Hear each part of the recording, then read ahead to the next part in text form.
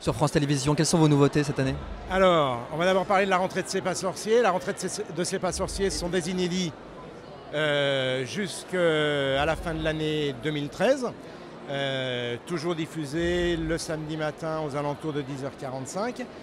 Et puis après, eh bien, C'est pas sorcier s'arrête après presque 20 ans d'existence, 20 années d'existence.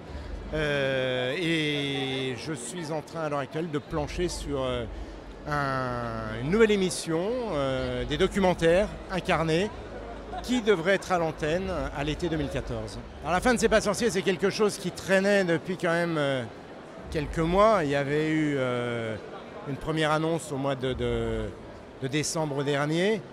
Donc j'ai dit, c'était un petit peu la chronique d'une mort annoncée. Évidemment, une émission qui s'arrête, ça fait jamais plaisir. D'abord, c'est pas une rupture avec Fred, surtout pas.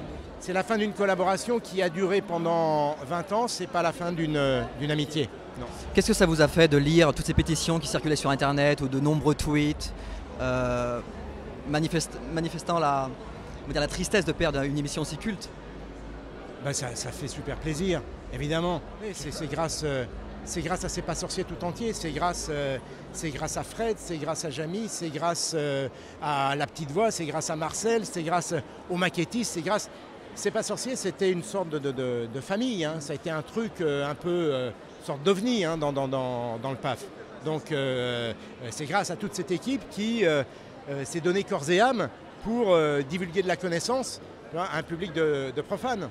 C'était une émission qui coûtait cher, qui avait les handicaps, entre guillemets, parce qu'on parle de handicap par rapport au budget, qui avait les handicaps de tous les postes qui sont chers dans la fabrication d'une émission, elle les cumulait. Il y avait des plateaux extérieurs, il y avait des plateaux dans les... Moi j'étais en studio, il y avait des images d'archives, il y avait des maquettes, il y avait un gros travail de préparation. Tout cela coûtait cher. Mais ça marchait.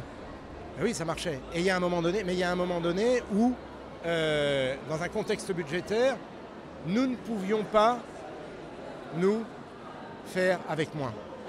C'est-à-dire qu'aujourd'hui, vous allez plancher sur de nouvelles émissions scientifiques qui seront moins chères et peut-être différentes. L'idée n'est pas de faire mieux, l'idée est de faire différent. Voilà.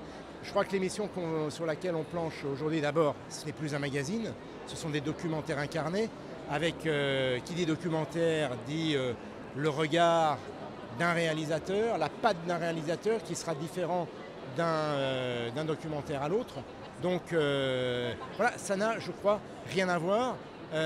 Pour moi, c'est d'ailleurs un tout nouvel exercice parce que, vous savez, quand on a les pieds dans les mêmes souliers depuis 19 ans, passer à autre chose, que ce soit des talents hauts ou des charentaises, on ne sait pas très bien marcher, donc il faut réapprendre. Merci.